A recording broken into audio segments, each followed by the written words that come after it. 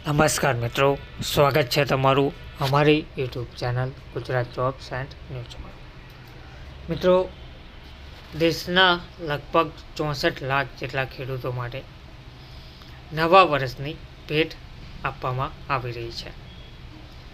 તેમના ખાતામાં હવે 2000 નહીં પરંતુ 7000 રૂપિયા જમા થશે. ઉજવણી જેવું વાતાવરણ જોવા મળી રહ્યું છે.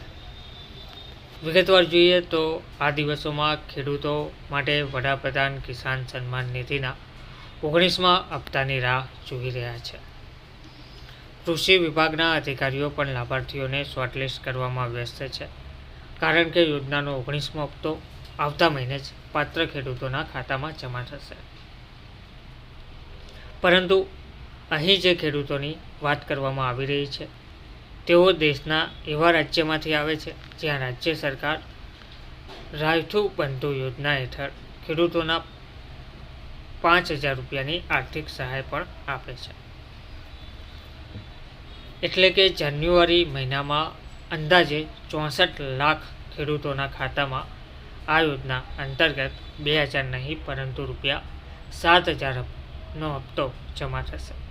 આ માટે સંપૂર્ણ તૈયારીઓ કરી લેવામાં આવી છે. આ છે 7000 રૂપિયા મળવાનું ગણિત, જેમાં રાયથુ બંધુ યોજના હેઠળ વર્ષમાં 2 વાર 5000 રૂપિયાનો લાભ આપવામાં આવે છે.